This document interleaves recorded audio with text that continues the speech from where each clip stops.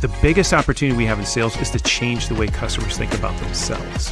What would it take to be the one sales professional that customers actually do want to talk to? If AI is there to remove all the unproductive activities from sales reps and free up human time for higher value activities, what the hell's a higher value activity? I'm so focused on human connection. There's just such a feeling of disconnection in the world that we live in today. When things like that make you nervous, uncomfortable, don't run away from them. You have to run right at them. It takes bravery. It takes bravery to be alive. Talking about going off the rails.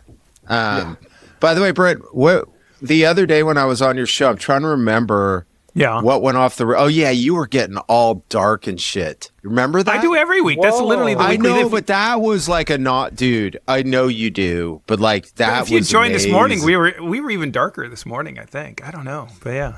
So that's what happens when you get 56. You realize you're going to die soon. But yeah, I know. I'm close, man. I'm close. Well, yeah, I know you are. Trust me. I think about it every time I see you. It's like, he's done it a little longer. Yeah. Jesus Christ. All right. Well, yeah. I shouldn't joke. You got young children. That's not funny. I'm sorry. I take that back. I know. I need to hang on a little longer. Fine. Right? They're resilient. Yeah, that's true. Kids are resilient these days. No, they're really not. We were talking about that this morning too. They're so brittle. Okay. Oh my God. That is true. They are brittle. Yeah. Very. And I don't think it's their fault, by the way. I don't think they're like weak or something. I just think we've created an environment that lends to it. But anyway. Yeah. Well, anyway. From ABM to PLG, from medic to medpic, the world of business is constantly evolving. We'll cover the who, what, where, when, why, and most importantly, how you get the transaction. I'm Matt Amundson, and he's Craig Rosenberg. Let's get started. Welcome, everyone, to the transaction. Our return guest today, because the last show was so freaking good. That was unbelievable that we're like, we're like, why? What stops us, from bringing people back? And you look at other successful podcasts, that's what they, once you find someone who can sort of groove with the way you want the show to go and deliver incredible content, you bring them back. And so, and when they're not available, you give me a call. I get it. Yeah. So here we are. Yeah. So you know what? I'm going to say this, Brent. Being the 15th choice is not bad. You're still in the top 15. That is true. It's better than being the 16th. I get it. No, it's story of my life. Whether it's playing dodgeball as a kid or dating. Yeah. Well, there you go. Yeah. In the end, this is like I'm like in the podcast friend zone. Oh man, that's a real thing. Actually, that's not. It's not the use case here, audience. Yeah. But that was funny. That was a funny riff there. Here's the thing I wanted to mention before we go. Okay. Yeah. Is one of the keys, beside you obviously delivered serious B2B go-to-market value, and we will do that again. But you crushed the show with the Maggots on the plane story. Maggots on the plane. Yeah, we thought about changing the name of the podcast to Maggots on a Plane. Maggots on a Plane. It's not something you're expecting to happen when you get on a plane late at night after a long day and fly home. Yeah. I mean, and Matt, I think you've brought it up so when we're trying. So one of the things that we've found really interesting, Brent, has been is people actually struggle understanding stories, how to tell them. Yeah, it's a particularly interesting not issue but thing that happens, which is tell us a story. And we've actually struggled a bit to help folks tell stories. Now, that not just on the show, and people are like, wait, did I not tell a story? But you know what? If you did, I'm sorry. I'm just laying it out. If you did, you did. And if you didn't, you didn't. And the Maggot story was not just because it was provocative, but just the way you set it up. And then the way you brought it home. It's like everyone's watched movies. I just I still don't get it. It's like they've streamed Netflix. These are like Netflix has the most formulaic story build of all time that you could just follow. And then the maggots on the plane was an unbelievable story. So Matt will just be like, well, for example, you should watch Brent Adamson's episode with maggots on the plane. I think it confuses people actually more than anything else, but it's an epic story. I mean, yeah. Well, one of the reasons, there's a couple of reasons why it works. One, because it's true. So that, I mean, like if I was just making it up, it'd be kind of, oh, that's funny, but what a weird joke. I wouldn't, or if I would have gone there, right? But it actually happened. So that makes it interesting. Yeah. Two is it's got a hook, right? Maggots on the plane. It's hard to argue with that. Three is it could have been any of us, right? So it's like every person's story. I'm just like a schlub after a long day of work, just trying to get home to my kids, right? So it's easy to put yourself in that story. It's got a little shock value, and the thing is, it's got a juxtaposition of the everyday life to something that's completely unexpected. So, which is every good, so many good stories. Like as you put two things together that are weirdly juxtaposed, that seem like they don't belong. So much of meaning, I think, is created in the contrast.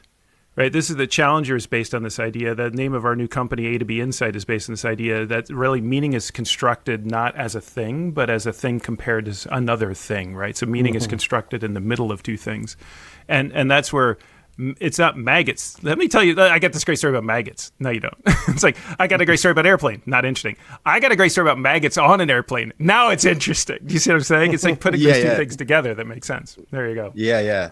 See, now that's the kind of value that you like to bring to the table. But here's the real question. Yeah.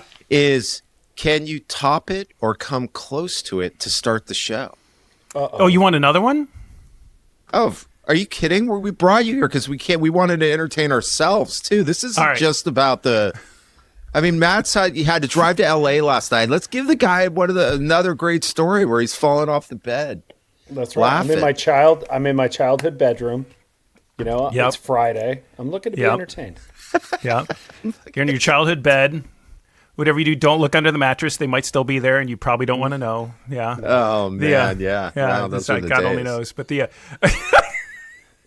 all right. Did I tell you about the time someone almost died on the plane I was on? Actually, this happened more than once. But the one that's plane story. Wait, more than okay. Well, did you not want a travel story? I guess there's other stories in life. No, stop. Give us the plane. So I'm down in Miami. I was at a Gartner event. Craig, you might have been there. I don't know, but it's one of these, bring all the managers to Gartner things, and you have what is it with Gartner and their masquerade balls? They love costume parties, but that's a whole other riff in it. Yeah, it's a different story.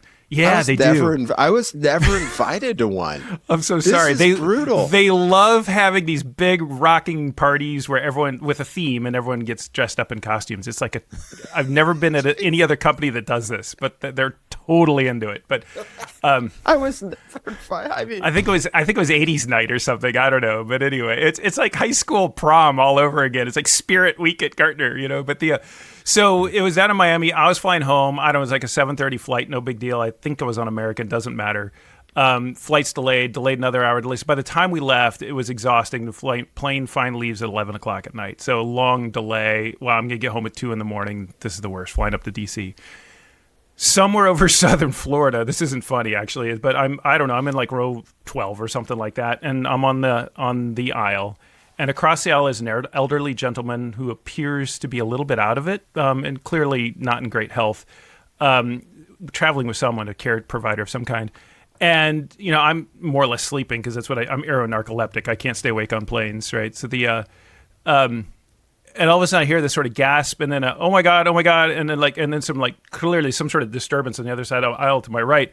And this elderly gentleman has apparently died. And at least that's what the person next to him has. He's not responsive. He is completely out of it and appears not to be breathing. And the woman who was with him is completely losing her mind. And then he just kind of falls over and just kind of slumps over and eventually falls out of his chair and is lying on the floor. And it's like, is there a doctor on the flight? And, they're going to get the air tanks and all that kind of stuff. And she's and they find some medical person said, all right, does he have any medication? I bleep you not. She literally pulls out a gallon-sized Ziploc bag of pills from her purse and says, well, he's on all of these. It's like, oh, this doesn't end well, right? And so Sorry, I don't mean to laugh because I'm not sure. No, this is Which really one tragic. of them is the adrenaline needle? By the way, if you're going to ask me now, does this story have a happy ending? The answer is legit. I don't know because I don't know what Wait, So what? the guy is unconscious or dead. We're not sure which on the floor. And as they're kind of stretching him out, they say, "Sir, could you move over?" So I move over to the middle seat, and he's laying with his head at my feet. I literally have to have my feet tucked under my chair so there's room for his head at my feet as I'm looking at what I believe to be a dead man on the flight, and other people are trying. And so now we've got to do an emergency landing.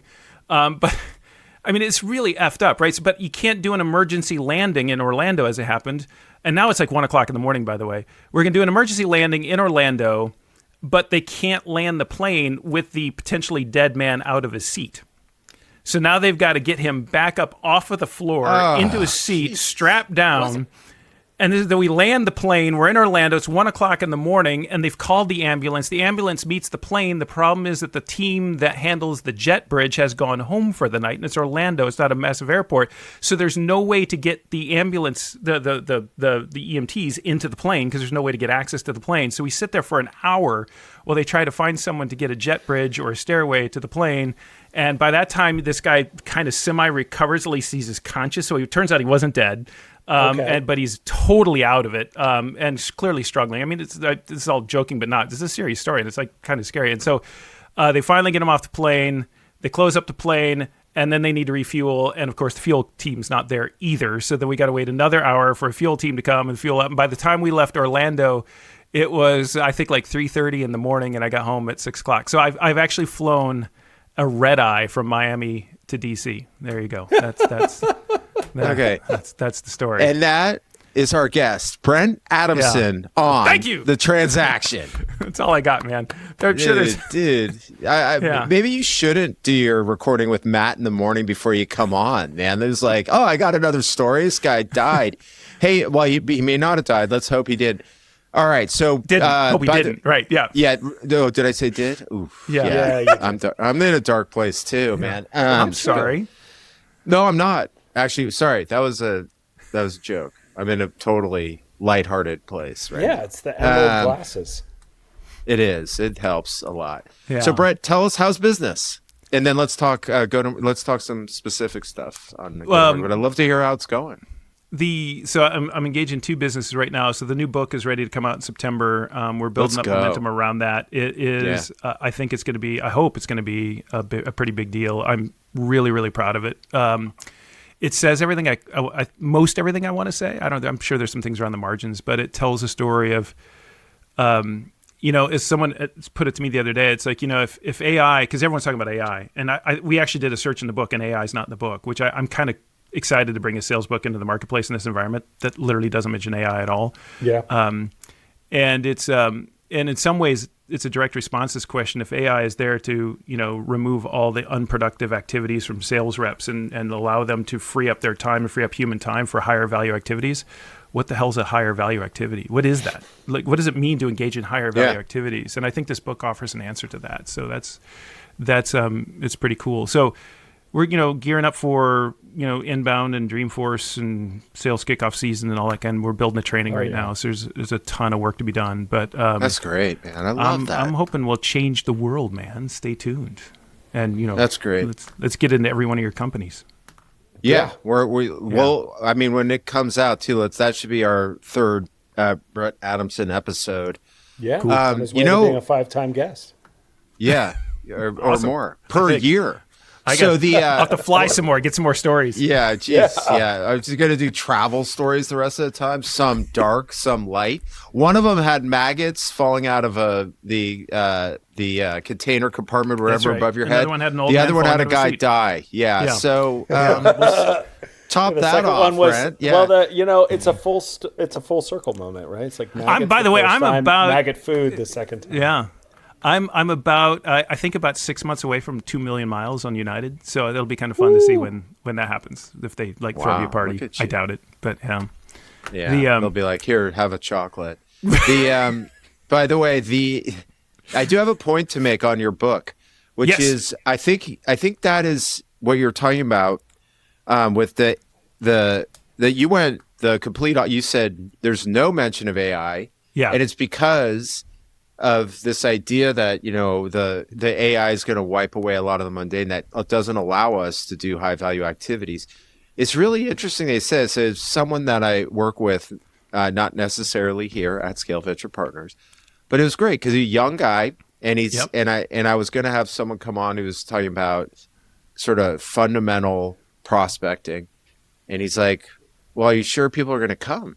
And I'm like, why? He's like, because everyone's talking about AI. And I said, yeah, they are, but like, you still have to sell some shit. Right. And that is a uniquely human thing. Like, and by the way, you won't win enough deals if it's not, unless you're Cursor. Sorry, that was for Matt. Matt keeps going, fuck, have you seen the Cursor stuff? But anyway, and so I think that's a really good positioning on the book, which is, and you will get people that will ask about that, but I think that's right, 100%, because how we work in B2B, we over tilt. Totally. Especially with automation. I've been through this twice where we over tilt the whole way over. Yeah. And it's like, and then we have to go and sort of unwind all this stuff, because I was telling someone here the other day, remember when Dave Skock was writing all that stuff saying, well, don't talk to me if you have field sales reps anymore. You can only talk to me with insight. He was right at the time. I mean, by the way, that's not a rip on him. But it was the time we sort of over tilted. A year later, everyone's going out and hiring everyone out of SAP and Oracle because they knew how to do big deals, and so anyway, so we're sort of entering that time here. It's important that we spend a lot of time, because there are amazing things happening with AI. There's no 100%. Doubt about it, but we can't overweight over there like the machines are going to take over yet. Well, so I think that's great. A couple thoughts on it, Craig. So one is, you'll remember right before you and I departed Gartner, one of the big sort of headline grabbing statistics that we had just published was this rep-free experience stat, right? So the vast majority of customers would prefer to buy a large complex sale or make a large complex purchase without ever talking to a sales rep at all. So we did it. The last keynote I did for Gartner was, I think it was like 43% of customers said they'd rather buy without talking to a sales rep, and then a year later it was like 73%. And so the heart and soul of this book, we kind of start with that story a little bit and some of those data points, but we go in a different direction, which is not sort of, because the logical question would be like, what does it mean to sell without selling? How do I sell without using reps or whatever? But I think the more interesting question for us, at least right now, across the next 5 to 7 years, is what would it take to be the one sales professional or the sales team that customers actually do want to talk to? What would that look like? How would you have to show up? How would you have to interact? How would you have to engage? What would it look like? And this book, that's the drumbeat of this entire book, is what would that look like? And at the heart and soul of this really is something, it may just be because I'm just an old crabby man now, but something as I go into the back nine of my career that I'm so focused on is just human connection. And I think part of it is because there's just such a feeling of disconnection in the world that we live in today. I mean, so many of us are just struggling with just like, how does any of this work? We're all overwhelmed. And so I think that there's real value in business and in life of just finding ways to just improve and increase deeper human connection. And what's neat is the book starts with a business case where not only why is that just makes the world better, but actually helps you sell more stuff. So not to be crass about it. So that's kind of where the book's coming from, and I'm finding it's resonating really strong. I've sent it out to probably about 40 heads of sales now who have to get quotes and supporting materials and build some momentum, and they're all coming back saying this is totally different. We're really excited. Oh, that's cool. Stay tuned. Would you mind giving us a little bit of a sneak peek? Because sure. One, I feel like I always want to have our sales reps out in person, shaking hands, especially when you're selling larger deals. Yeah. You said you mentioned that you guys pulled together some data that supports that this actually helps you win more deals. Can we talk about that a little bit? Totally. In some of the foundational data is data that's publicly available. It's all site referenceable. So it's but work we were doing at least when I was still there at Gartner. There's this one data point in particular, Matt, which was so interesting to me, which we featured in a couple of keynotes I did. That the single biggest driver of what we call a high-quality, low-regret deal, so a deal where the customer buys the bigger solution with a broader scope and feels good about it at the same time. If you try to figure out, like, what are the things that need to happen in a deal to increase the likelihood of that happening, of that outcome, it turns out there's one attribute of a deal by far that just completely swamps everything else in terms of increasing the likelihood, and that includes all the challenger stuff, all of it. And that is simply the degree to which customers report a high level of what we call decision confidence. So the degree that customers are actually confident in the decision that they're making, which kind of in some ways stands to reason. If they're not confident in making this 5, 6, 7-figure purchase on behalf of the company, they're just going to choose not to choose, and you lose to status quo and good enough and all that kind of stuff. The thing, Matt, though, that led me to go all in on this. I'm joking. I've joked a lot. It's like I quit my job, and I said I'm going to do this, and because I think it's that important. So I'm all in. I just don't know if I'm all in on black or red. I'm about to find out across the next 18 months. But the thing that's so interesting is when you peel that apart, and because first of all, when you first hear this, of course, customers have to be confident, no duh. And you show it to a CEO, and they'll say, absolutely right. This is why we have to make sure that they're confident in our people and confident in our team and confident in our brand and confident in our products. Why we have to be trusted advisors, and this is why we have to be thought leaders. But when you peel back the onion and look at these dimensions of confidence that really matter, what's so interesting about them is it turns out that none of them have anything to do with the supplier at all. It's questions like, how confident are we that we even ask the right questions? How confident are we that we've done enough research? And particularly now we could bring in AI if we want to, in a world that's just awash with the research and awash with tools that can tell you anything you think you need to know, but you don't really know if it's right. How confident are we that we've, that we've even looked at the right alternatives? And so, and by the way, what's so interesting about this isn't just like a B2B buying story. It's a human story. Think about buying your first home, buying a car, choosing a college, choosing a career, choosing an employer, like choosing a mate. It's like all the different things that we do in our lives that are a high involvement decision. These are the things we're always wondering about. Have I even asked the right questions? Have I brought in the right advice? Have I involved the right people? And once you put this into a B2B setting for a 7-figure deal, the whole thing becomes really, really fraught. And so, particularly in a world where I think there's multiple sources of or challenges that customers face undermining their confidence. There's decision complexity, which you guys have talked, we all talk about, right? The B2B buying decisions become fraught. There's so many different people, all that kind of stuff. So there's decision complexity, there's information overload, there's objective misalignment where I love your solution. I just can't get my 3 colleagues to agree that that's even the right problem to solve. Yeah. And then there's outcome uncertainty. It's like, I know you did this for 4 other companies, but I don't believe it's going to happen for us, not because I don't believe you, it's just because I believe we'll screw it up, right? So there's all these different challenges that are undermining customer confidence. You put all that together in a pot, and what you get this really interesting perspective. And the interesting perspective is this: what if the biggest thing that we're all walking past right now in sales isn't to change the way customers think about us? It's not to help them feel more confident in who we are and what we sell and what we do. The biggest opportunity we have in sales to drive more business is to change the way customers think about themselves. It's not their supplier perception, but their self-perception. How can we help them feel more self-confident? And that just opens up this really interesting set of questions around what would that even look like? What does it look like to engage customers in a sale or in a marketing approach that is specifically and very purposefully designed to change the way they think about themselves? And the answer is this idea that we introduced called frame making. So if challenge is all about being frame breaking, this is all about being frame making, taking something that's big, hard, and overwhelming and putting a frame around it such that I can more easily navigate the decision, feel like I've got guidance, but still it's my decision because it's my confidence I'm worried about. So we talk a lot about agency and ease and a bunch of other different concepts here, but that's at a high level what we're on to. Huh. Yeah. I don't know what to do with that on a Friday afternoon. That was a lot. Well, for a minute there, you were getting I was like, sales teams should hire Dr. Melfi from The Sopranos and just go in there, because when you were talking, you're like, tell me about yourself. What are your biggest fears and challenges? I get that. And actually, some of the data, by the way, we just got back on, Matt and I were talking about it on a quick hit show.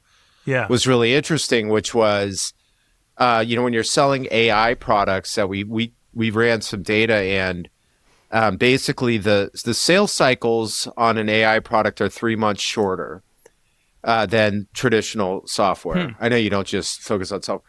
Yeah. But by the way, that there's one of the things the AI vendors have done well has been less friction, right? You can start small, you can start in any way you want. But the interesting thing was the win rates are 7, basically it's like, I think it's 34% for, let me look here. It was, 34% average for other vendors, as we called it, folks not with primary AI, and AI was 27%. So that's like what, a 20% something difference. It's a much more difficult sale. I think there's a lot of things that go into it, but that end up with indecision, like you're talking about. Yeah. It's so confusing.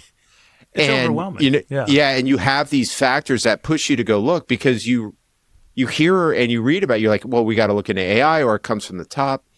And then there's thousands of vendors. Yep. There's so much indecision. We're going to screw this thing up. And so anyway, I was tying those things back. That was one of the things, we do a lot with tech folks, obviously. And Matt's a tech CMO. And as you were talking, and I think that data was from a couple of years ago. Still, it might even be more relevant today, which, by the way, is an acknowledgement of how important your book is. But I think that's really interesting. I didn't even tackle that when I started to look at that data on our side. And that is we haven't dug deep enough to find out, we just sort of take that one point of view, which is it's really crowded, instead of, holy crap, what has to happen with the buyer and on their side, and how is that affecting them and their decisions and creating that kind of indecision, lack of confidence in themselves and those things. So, well, and it's interesting, Craig, because the answer to that sort of challenge, say 10 years ago, had been, as any marketer would know, Matt, it's like, well, we need to map the customer buying journey. We need to make sure that we're selling the way that they buy. So let's go out and spend a lot of time understanding their buying journey and ask them about the steps they go through. Really, the starting point of this body of work is, what if your customer doesn't know, right? It's like, how can you go map the customer buying journey if the customer themselves, I don't know who I'm supposed to talk to. Who do I get involved? I literally was talking to somebody the other day who was selling tech, and they said, and we're talking about CISOs and the fact that CISOs didn't even exist 2 years ago, and now I've got to figure out how to sell to a CISO, right? And they said, Brent, this is literally true story. They said, I got one better. I said, what's that? He said, we're selling a deal right now. The company we're selling to has 2 CISOs. They don't know what to do. And I said, what do you mean they have 2? They said, got 2 of them. They said, why? They said, they don't know. They can't explain why they have 2 CISOs, and they can't explain how they make decisions together, but they've somehow got to get this decision past them. And they don't. So how do I map that customer buying journey, right? So that is so good, yeah. Right. It's like, what do I do now? It's like, so and everyone goes like, this is why we can't have nice things. It's just because you're already overwhelmed at home. You're already overwhelmed at work. It's like, I don't need this bleep. It's like, yeah, I want nice things, but not at this cost. And so what happens is things kind of just grind to a slow crawl, or you just give up. It's like commerce still needs to happen, but at what cost? And it just makes me often wonder just how much more commerce could happen if things just felt a little bit easier. And that's really what we're trying to solve for. And so and by the way, just to give you a sense of what this looks like and feels like, because one way to solve for this is to make your product really scale it down. This is where I think PLG, remember, we all used to talk about PLG like it was the thing, right? Like a year and a half ago. Still in the intro to this show. Right. Well, there you go. It's like everything's product led, and the whole idea is if I skinny it down and sell it, Craig, you just mentioned sell it as an easy thing, like land and expand and all that kind of stuff. And so I'm going to solve for this just by making the thing I sell really easy. But I think the world we live in today, in some ways, we've hit this critical mass where it almost doesn't matter. And the best example I can think of is something that happens to me all the time, which is like, if you guys ever bought a pair of socks on Amazon, how hard could that be, right? And you think no, by the way, there's 2 kinds of people in the world. There's what are called maximizers and satisficers. And so if you're a satisficer, then what I'm about to say will make no sense to you, because you're like, dude, I go on Amazon and buy socks. How freaking hard is it? But here's what happens to a lot of us is you go on Amazon, I don't know, let's say you need some wool hiking socks, but you want some wicker, wicking and all that kind of stuff. So you go and you put in your criteria, and Amazon says, no problem. Here's 1,500 different examples. And you're like, oh crap, I don't know what to do with that. So you already feel a little overwhelmed. You were just 10 minutes, buy socks. How hard could it be? And you think, well, I don't know what to do with 1,500. But Amazon's like, that's okay. I know it's a lot. So here's Amazon's choice. We'll give you some guidance. Here's the top pick or the critic's choice or something like. So you pick one of those. You start looking through it. Okay, yep, it's got right length, the right materials, wicking, whatever. Okay, sounds good. And you think, all right, let's just get this and be on my way, right? And then, well, just real quick, let me take a look, couple of reviews. Good. Lots of stars, cool. All right. I'll put them in the cart, but right before I hit buy, let me just take a minute, because there's a couple of 1 stars Let me just see what that's all about, just to make sure I'm not a chump, right? And so they just look at the 1 stars, like fell apart in the 30 seconds, arrived destroyed. Don't buy. You're an idiot if you buy for this. And you're just freaking out. I was like, oh my God, this is a disaster. I'd be nuts to buy these stocks. Well, I dodged a bullet there. Let me go look at another one. And you see okay, this one's got 4.78 stars instead of 4.8 stars, but they look pretty good. And 3 hours later, you're still freaking looking for socks. And now you're getting really pissed off and kind of frustrated, but you're not mad at Amazon because they didn't do anything wrong, but you're kind of mad at yourself because you can't just freaking make a decision and it's 2:00 in the morning or whatever and you got other things to do. It's like, yeah, well, I got sucked into this again. And you get really kind of mad and frustrated and you think, this is just so annoying. And then at that point, you kind of want to give up. And then at that point, Amazon has got this button. And if you press the button, all the pain stops. And the button says save for later. And if you press save for later, you don't get socks, but you don't feel like crap anymore. And this is absolutely true story is, last time I checked, my wife had 582 items saved for later on her Amazon account.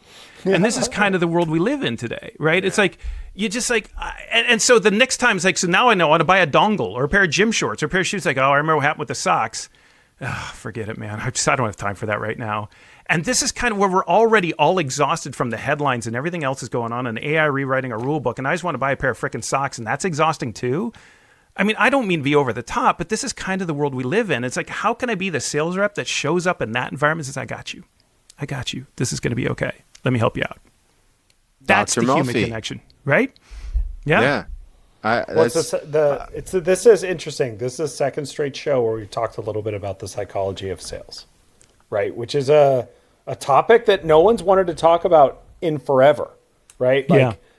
People have wanted to talk about either sales methodology or they've wanted to talk about AI. They wanted to talk about, before that, sales acceleration platforms, et cetera. But this is one of the things that people are not talking about, but they need to talk about because, well, particularly if we're going to offload all that crap to AI anyway and leave the only, for humans for the higher value. This is the higher value stuff, man. This is like engaging with each other on this emotional level and with empathy and understanding and help. It's really interesting, Matt, because you look at these dimensions of confidence, the single biggest driver of a deal. And again, remember I mentioned it's how confident are we? We ask the right questions. We did sufficient research. You start peeling those apart. Well, it's interesting. I won't do the whole riff, but all right, which questions? So, okay, I got to be confident I ask the right questions. Awesome. So here's a question. Which questions are the right questions? Are those the right questions or are these the right questions, right? And you get in debate. So if I ask you, you think those are right. It's like, well, okay, that one's too hard. Let's move on to the next one. Okay, sufficient research. How much is what does sufficient even mean, right? It's like, and so it's like, I'll tell you what sufficient is. If it turns out to be a good purchase, that was sufficient. If it goes south, that was insufficient, right? So the point of all this is none of these things, all these drivers of the biggest driver of a high quality, low regret deal, they're all subjective. Every last frickin' one of them is subjective. And so what that tells you is that the way you solve for things that are subjective, I can't know them because they're not knowable. I can't know those are the right questions. I have to feel that those are the right questions. I got to believe it. And what we're solving for as a result is not what you know, it's what you feel. It's what you believe. And so I'm solving for confidence. And so we spend all of our time training our sellers and our marketers on conveying information. I'm so focused on what I want you to know. I want you to know this about our company, this about our product, this about your product. I mean, even Challenger, no knocking against Challenger, but it was very much an information-focused approach. I need you to know this. And what I'm really interested in now is not to say that stop doing that, but the big opportunity we're all walking past is I need you to feel this. And that is, in some ways, you could say it goes back to the very beginning. If Todd Capone were here, he'd say, oh, well, Brent, I could show you a book from 1892 where that was the number one. And he'd probably be right. In some ways, it's not new, but it's something we've kind of lost sight of. And that's what I think is so interesting about all this work. That is, Matt, does that help you with the psychology of sales? It's just, Matt, Brett, honestly, it's just hard to react when you're done talking. I'm honest, because sometimes Matt and I are sitting there. You're like sitting there going, what the hell do I do with that? God, this guy rants a lot. No, why is he so angry? We want the rants. We want the rants. It's intense. And so when you're doing other interviews, as you know, because you do this stuff all the time, you're thinking about how do I keep this thing momentum going? What do I poke him here? Yours has a start and an end. And then it's like, all right, so... so you watch any baseball? But I am thinking about, the just So help us, because we help tech sellers often. Yeah. So, there's a couple things that that I think are interesting that we should try to figure out here for them using your. I think we need to incorporate a lot of the things you're talking about. So one is, this from the data, and so I'll just give you, our sellers don't get much time with the buyer at all. Yep. Yeah. Right. Full so stop. Matt, I don't know if let's see, Matt's just knowing his average deal size, they maybe get it an hour and a half to 2.5 hours total in the sales process with the buyer. Yeah, I think that's fair, because we run like a 3 or 4 call deal cycle. It's about 22 days. Okay. Yeah. And then the first call this is where I think we might be able to do some damage, because I do think, we do have this interesting thing, which is the buyer does come in and wants to see the product right away. Now, do we ask the right questions to figure out what's happening on the buyer side? I think probably on like a high level medic perspective, but like, this is what I'm thinking. It's like, I remember we used to do this with Topo early, which was like, have you ever bought advisory services before? Oh, that's a great question. Yeah. And how did it go? Because that would help us a lot, right? Yeah. Because it didn't, as selling that kind of stuff, it did, if it went really bad and they haven't bought it in a long time, it actually was just not going to be it was just a lot to overcome. Yeah. What we would look for there is if they were already serious decisions or CEB customers, because that meant they bought it and they had value. And the second question was, oh, great, how long have you had it for? Yeah. If they'd done CEB for 4 years, we're like, okay, so like, this is good. They know how to buy it. And they know how to get value from it. Now, that wasn't all the things, but like, there is a new set of questions that our AI sellers should take in consideration here to understand what's happening on the buyer side. And I think that data will help them help their buyers and help increase win rates. Yeah. Because I think if you're on the call and you've had interest in, whatever it is you're selling, of course, I think a lot of the questions are going to keep the ball moving in that short phone call that you have. And actually that doesn't tell you anything. And so maybe part of this, Brent, would be like, what's the discussion we want to have early on with them, or what else? I don't know. I just want to sort of riff on that for a minute. Well, so and we tried really hard, and the feedback so far has been pretty good, to get really tactical in the book. So there's lots of, I don't know if you call them best practices, but lots of examples, lots of frameworks and ideas and tactics. What's really cool about this is these are just ideas of things you could do. They're not the way. One of the things I'm pretty excited about this is it's not a methodology. It's not like, here's a new way to sell, follow these instructions. It's more like, here's a new way to think about customer engagement. Here's a new mindset. Here's some examples of ways you might enact it, but go knock yourself out. We'll come up with other ones as well. So but one of the things, Craig, we talk about is we break it up into what we call 3 E's: establish, engage, and execute. And the establish is to figure out essentially where are customers what are the ways in which customers are likely going to struggle with confidence in the first place. And that depends on whether it's decision complexity or information overload or outcome uncertainty and objective misalignment. And so trying to figure out, like, where does this go sideways? Where does it go wrong? And particularly, where does it go wrong in ways customers themselves haven't fully anticipated? Because then you can turn that into guidance. You can essentially become a buying coach to your customer, right? So in your situation, you're like coming up with the questions. So I always love this phrase in working with other customers like you. I've been using it since the day I got at CEB.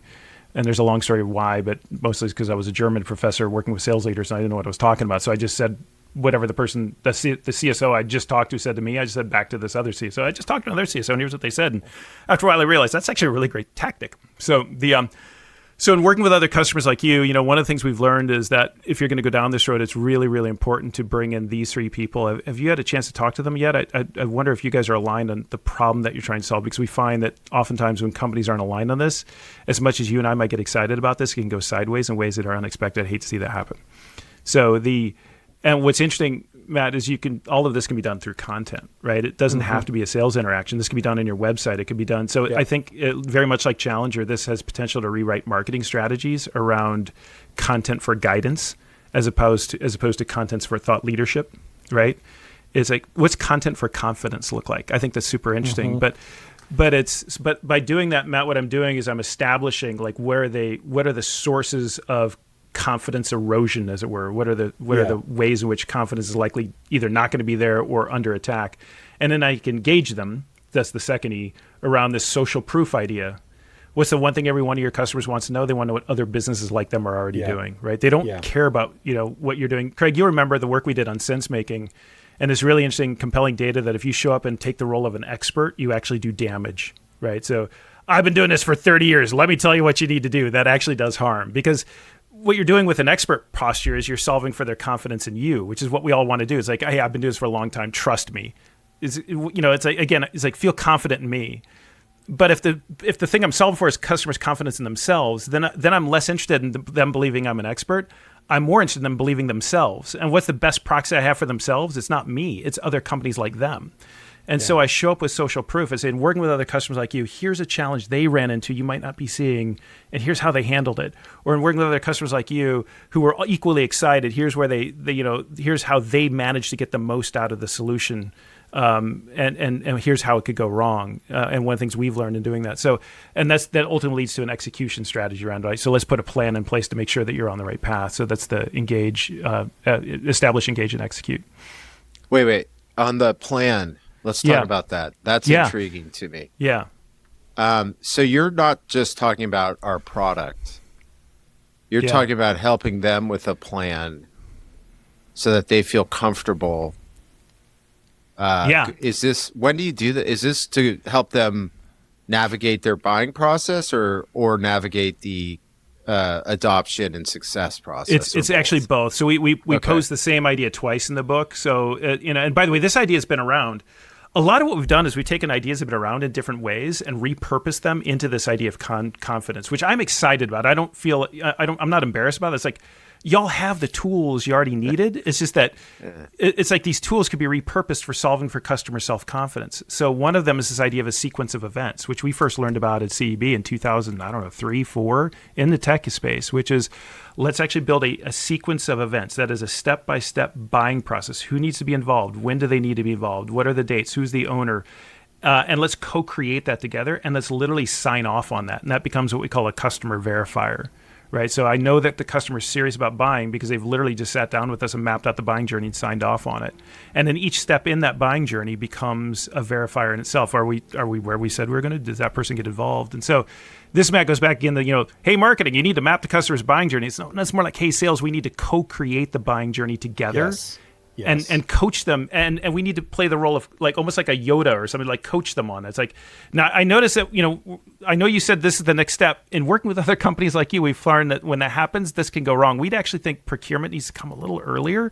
And here's the questions we probably want to ask them. We'd suggest maybe that might be a good way to go just based on what we've seen elsewhere. Do you see what I'm saying? It's like a lot of this goes back to positioning and language choice as opposed to hey, here's what you do. Oh, you don't got procurement involved. This is going to go south, or just like not say anything. Like, well, I thought they should get procurement involved, but they didn't bring it up, so I didn't want to say anything. Right? It's all of those things are just really unlikely to help you as strategies. Yeah, I used to. I've never been an analyst, but I've spent a lot of time with one in particular, and I used to always refer to this as like farmer. All right. Once an analyst, always an analyst, Craig. Come on. Oh, man.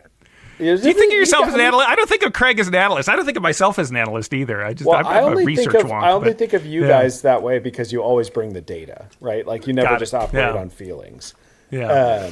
So researcher is probably the right way to frame it. But I always used to say, like, this all comes down to the power of suggestion. And this is what I would train like BDRs on in the past, especially when I was in businesses that were in a novel space or like a category was like fledgling, maybe not even created yet, which is like these people don't know how to buy. They don't know how to evaluate.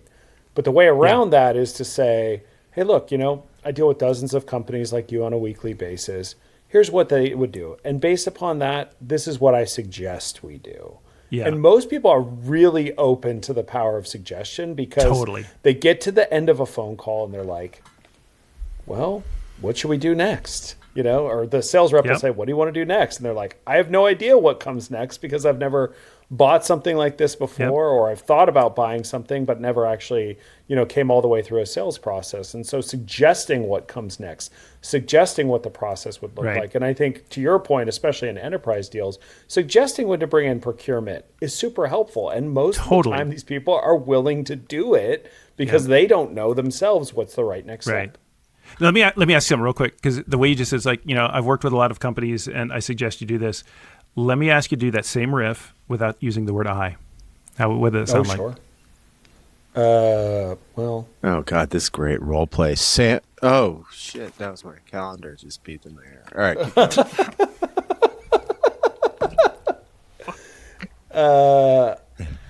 Keep going. We've been doing this for a long time. Well, so you can you can absolutely go to plural. I think plural first person is better than singular first person. Absolutely. Working with a number of customers like you, one of the things they've learned is, or they've taught us is, do you see what I'm saying? They've taught us. Write that down. Right. So in other words, you're placing the expertise. And I'm not being critical at all. This is what you just did. Is what we're all. And by the way, this is like the false positive. I think everyone's going to read this book and they're going to go out and say the words you just said. And I think there's just a graduate level version of this, which is to take the I out of it completely and put all the expertise outside of you, right? And this is kind of in some ways just my upbringing from being from Nebraska. And so we're very humble people that so that's just the way I'm trained as a human being. But give everyone else the credit. Right, because you're not in it for credit, you're in it for the win, right? You're in it for the deal, and it's like that's what I want. I want to go to like Cancun. So it's like working with other customers like you. One of the things they've taught us that's really interesting is that procurement can really be a problem when they come in late. Do you see what I'm saying? I literally said the same thing you just said. God, that is brilliant. Isn't that cool? Yeah, this is different than when you got. It hits different. It hits totally different, doesn't it? It definitely does. Yeah. That was Craig, really helpful. Yeah. No, I was you interrupted me interrupting you? That's awesome. I love that. Let's go. I love that. And by the way, I'm going to give you credit real quick instead of making fun of you. This is you are handling this book different than the Challenger. You guys are giving really specific examples. Yeah. Not just the story, because we know the RFP turnaround story of the Challenger ad nauseum, right? But like this is like, no, Matt, here's what you say. You even corrected him, rightfully so. I didn't mean that. Matt just went for it. But like, that dude, I'm going to give you credit for that. Okay. Now I'm going to bring up something that was said earlier by Matt. Okay. Or was that by you, Brent? So yes, I don't run around going nominate, but I definitely do not call myself a researcher. Do you view me as a researcher? Because that's I can't think of one that like less like that. I'm just to be totally fair, Craig. No, I don't. Now you are. By the way, Brent wasn't kidding. He was a professor. Like this, but on the data thing, Topo did addict me to looking at data. And then looking deeper. And it's actually a lot of fun. So, but that doesn't make me a researcher. Just makes me having fun. I think that's a fair point. I think of you as a friend, Craig. That's what I think of you as. That's beautiful, isn't it? It was. It's really nice. You know what? Like this turned once again. These shows with you are an emotional fucking roller coaster. Man. That is like. But can I tell you why? There's a reason why. So this goes all the way back to storytelling, and this is also in the book, but it's in the book because it's lived experience that seems to be really work. So effective storytelling. Maybe I don't know how long you guys want to do these shows, but maybe this will be the thing we land on. But so it goes back, Matt, to something we were talking about before. It's not just imparting information; it's creating an emotion, right? Yeah. And so one of the very practical, tactical techniques that you can use in making that happen and telling greater stories or just having better sales conversations is to connect to your customer on an emotional level. And if you're thinking like, how do I do that? It's literally to use the vocabulary of emotion. So the way this works in storytelling, the book, and I've told this many other places too, and it's all true, is back in the old CEB days, And Craig, this is before you guys got there with Topo, and which is more of Gartner. But I used to do what we called master classes, which is help the 20-somethings learn how to do a really effective job at presenting research on stage and in front of executive teams. And so we do these all-day events. I won't go into the details, but the high-level lesson was this: is they'd get up. It'll be like 8 or 9 of us in a room, and it was really nerve-wracking. Like presenting to your friends or colleagues is so much harder than presenting to senior executives. But they'd get up and they'd present a bar chart or piece of data, whatever, and a page. And it would be fine. It would be great. But it would always kind of fall just a little bit flat. It would always feel just a little bit canned. Do you know what I mean? Like a little rehearsed. And so I would often, whenever that happened, I would simply ask them, so what do we want them to know on this page? We go through the teaching points and we make sure they were hitting all the right teaching points. It's great. Okay. And then I'd ask them this. I'd say, all right, what do you want your audience to feel when you present this page? And they'd often say, what do you mean? I said, well, is the page meant to be scary? Is it hopeful? Is it exciting? Is it like, do I look and say, oh crap? Do I look and say, oh my gosh? Do I lean in? Like, and so we'd kind of figure that out depending on where it sat in the narrative flow. And they'd say, all right, give me 4 words that capture that emotion. And so if it was like scary, awful, frustrated, whatever. And so we'd put the words on the whiteboard. And I said, awesome. Now, present the slide to me one more time to all of us, exactly the way you just did, but as you do it, I want you to use 3 of those 4 words.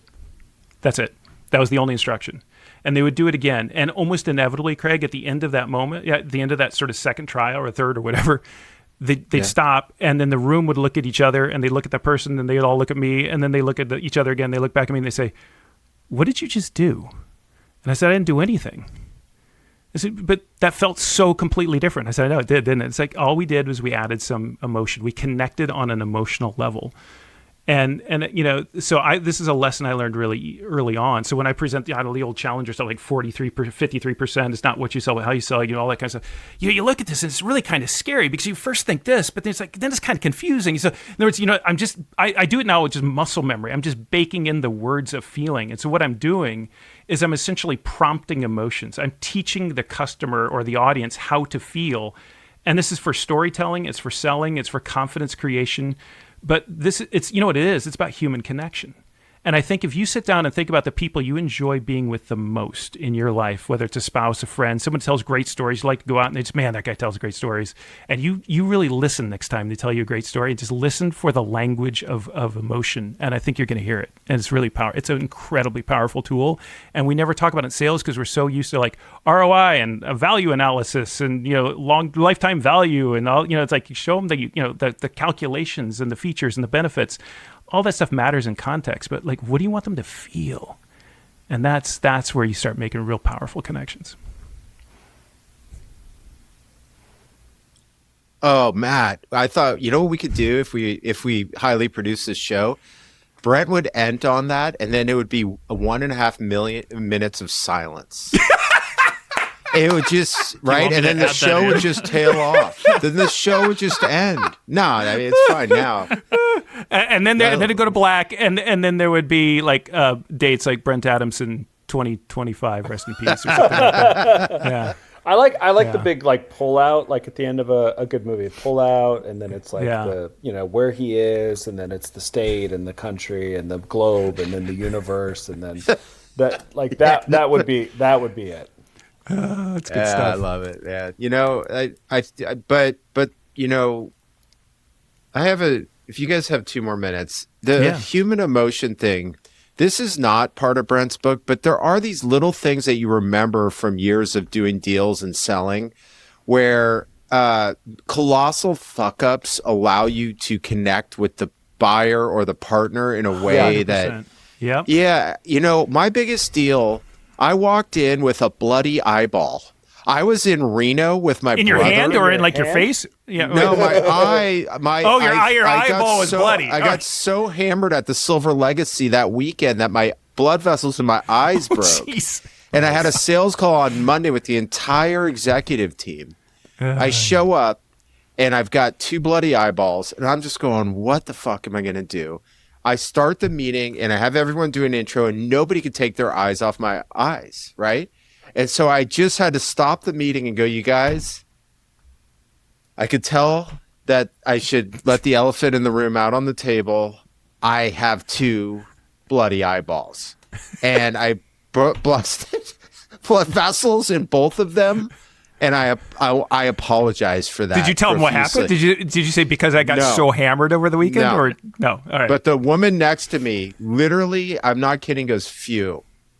I appreciate you telling us that. Please, thank you for acknowledging it. And then I was like, and by the way, when I sort of went through that, because we ended up getting the deal. I'm not saying that was the reason, but it could have. It was like, it just allowed us to joke a little bit together, you know, like and to. She like let out this noticeable like relief, like it was just like she was probably sitting there going, "Wait, does that dude know? Is this guy healthy?" Right? Like, yeah, right. Like, what's wrong with this guy? And it becomes the conversation that's not the conversation, but it overtakes the real conversation, right? Yeah, those eyeballs. You know what you learn? Yeah. It's the lesson, Greg. I mean, you're not as advanced in age as I am, but you're getting there. It's the lesson we all learn in life, which is over and over again the hard way.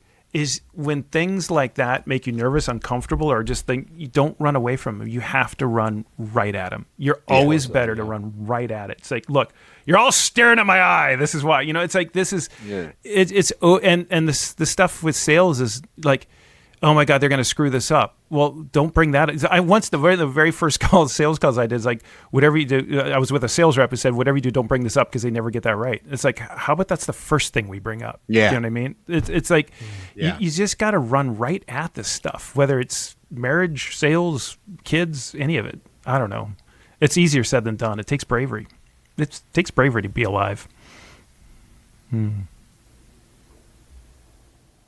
Bam! That was the transaction, baby. That was like wait. 10 I have to go to a seconds. meeting. I have to go to a fucking meeting. Anyway, Brent, that was amazing. Thanks for joining us for another episode of The Transaction. Craig and I really appreciate the fact that you've listened all the way to the end. What are you actually doing here? For show notes and other episodes, please visit us at thetransactionpod.com. Like and subscribe on Spotify, Apple Podcasts, or any other place you get your podcast from. Either you have walked away from your podcast device, or this is playing somewhere in the background. Someone in your house would really like for you to shut this off now.